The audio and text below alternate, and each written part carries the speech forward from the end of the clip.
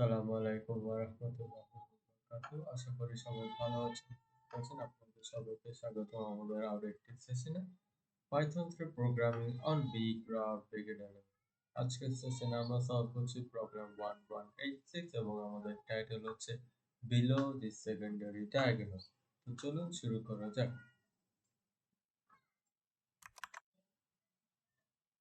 ঠিক একই রকম আগের সবগুলো প্রবলেমের মতো এখানেও আমাদের হচ্ছে ফার্স্ট একটা ইনপুট নিতে হবে, যেটা হচ্ছে s অথবা m। s মানে হচ্ছে সামেশন, m মানে হচ্ছে অ্যাভারেজ। এরপর হচ্ছে আমাদের একটা 12/12 ম্যাট্রিক্স দেওয়া আছে। তো এখানে আমাদের 144টা ইনপুট নিতে হবে। এরপর যেটা করতে হবে সেটা হচ্ছে এই যে হাইলাইটেড সেলগুলো আছে ওগুলোকে আমাদের সিলেক্ট করতে হবে এবং ওগুলোকে সামেশন করতে হবে অথবা অ্যাভারেজ করতে হবে। তো আগের মতোই এখানে হচ্ছে আমাদের দুইটা পার্ট, ফার্স্ট হচ্ছে এতগুলা ইনপুট নেওয়া আর সেকেন্ড পার্ট হচ্ছে যে কিভাবে এগুলোকে আমরা সিলেক্ট করব।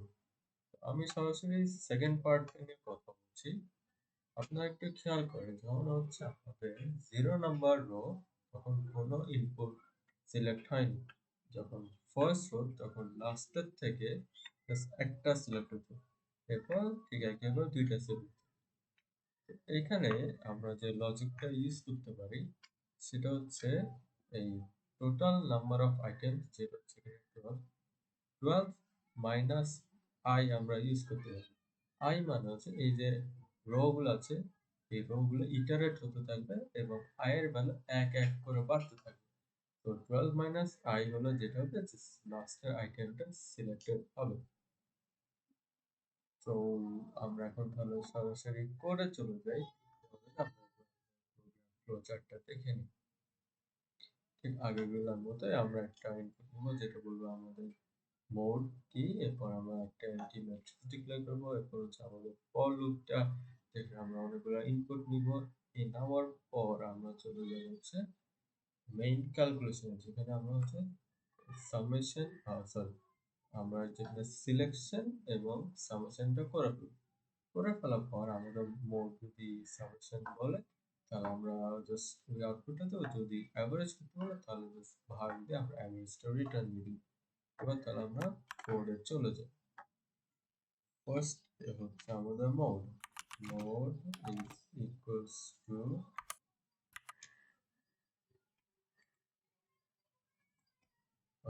সরি এটা হবে না, ইনপুট নিব, নেওয়ার পর আমি হচ্ছে একটা variable declare n is equals two আপাতত আমি দিচ্ছি 2। এরপর হচ্ছে আমাদের একটা matrix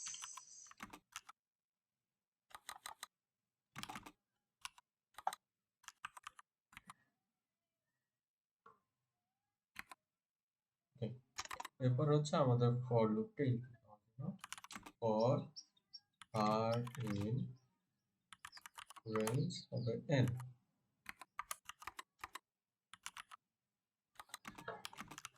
rho is equals to একটা এন্টি অ্যারে। এরপর হচ্ছে আমার একটা ফর আইটেমস ইন রেঞ্জ আবার হচ্ছে n। এরপর হচ্ছে আমার ইনপুট গুলো নিতে হবে, item is equals to float input. এবার এই আইটেম গুলোকে আমি রোতে স্টোর করব, রো ডট অ্যাপেন্ড আইটেম। এই রো গুলোকে আবার আমার ম্যাট্রিক্স ইনপুট, তো matrix dot append bracket row. Okay, আমি এই পার্টটুকু করে দিলাম। একবার চেক করে দেখি সবকিছু ঠিকমতো কাজ করছে কিনা। প্রিন্ট ম্যাট্রিক্স,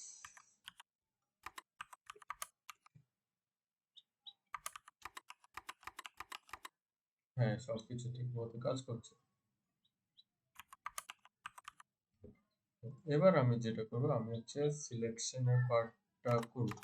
এটার জন্য হবে ফর আই ইন রেঞ্জ আবার হচ্ছে n। এবার হবে item select is equals two matrix I, এবং কি হবে এটা যদি দেখে আসি এই সব সরি 12 মাইনাস আই হবে এই লাস্টটা বাদে। তো যেটা হবে আয়ের ভ্যালু এক এক করে ইনক্রিজ করবে। তো এই লাস্টের থেকে অতগুলা আইটেমগুলা সিলেক্টেড হবে। তো যেটা হচ্ছে এই আমাদের যে ম্যাট্রিক্সের ডাইমেনশন যেটা হচ্ছে 12 সেটা তো আমরা n দিয়ে ডিক্লেয়ার করছি n মাইনাস আই এবং এটা ছাড়া বাকি সবগুলো। ওকে। হুম। এরপর হচ্ছে আমি যেটা করবো আমি আউটপুটটা ক্যালকুলেট করবো। Output equals to summation of the element in item select. Item select. সেই আমি একবার একটু আউটপুট গুলা দেখে নিই সবকিছু ঠিক মতো কাজ করছে কিনা। Print output save run. তো ফার্স্ট হচ্ছে এস ও স্যার এটা তো হবে না কারণ আমি ইয়ে ইনপুটটা করে নেই এইটা প্লাস কিছু দিয়ে ফেলি।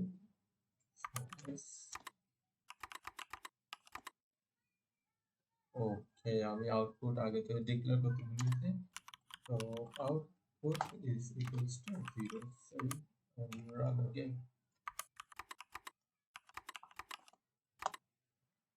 4 আসছে।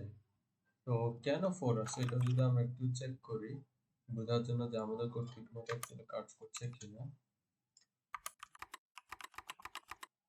দেখেন আমার যে ফার্স্ট রো ছিল সেখানে কিন্তু কোনো আইটেম সিলেক্ট হবে না।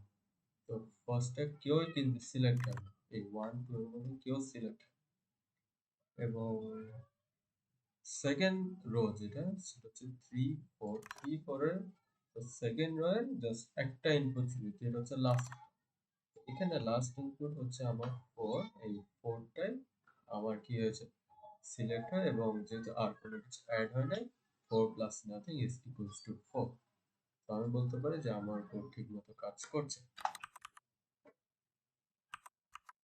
এটা আমি জাস্ট কমেন্ট আউট করে দিই কি হবে তো। ওকে।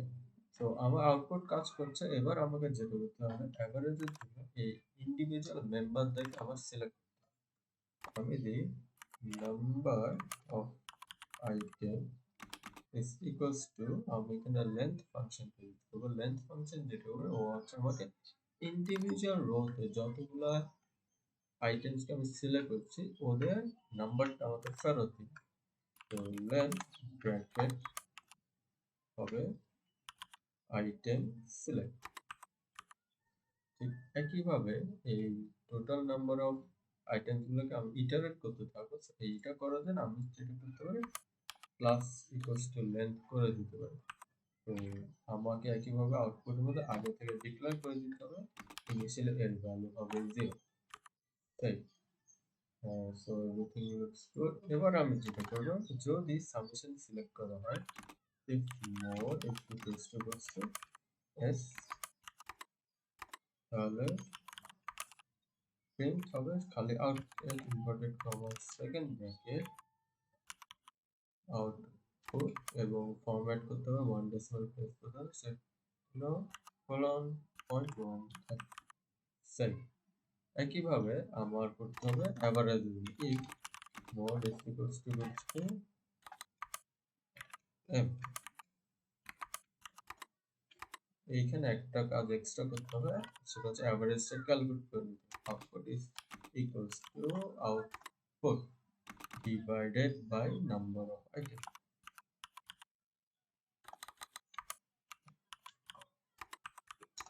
এবং আমি এটা প্রিন্ট করব f inverted comma second bracket output colon 0.1 তাই এখানে এরর আছে। ওকে আমার ওকে আমি সেকেন্ড ব্র্যাকেট ক্লোজ করতে ভুলেছি। ওকে আর আমার মনে হয় না আর কোথাও এরর আছে সেটাকে আমি ব্রাউজ করে দিই এবং এটাকে রান দিয়ে দেখি। ইউ ডিবাগ ইউজ করে দেখবো। আমি সরাসরি অ্যাভারেজের ইনপুটটা ইউজ করবো। দিলাম, কপি করবো,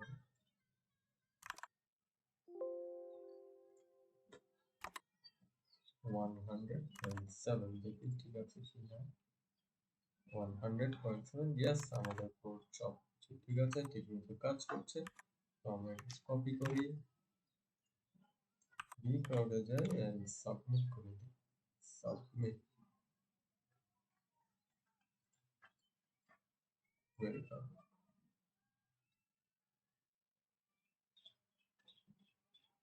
অ্যাকসেপ্টেড।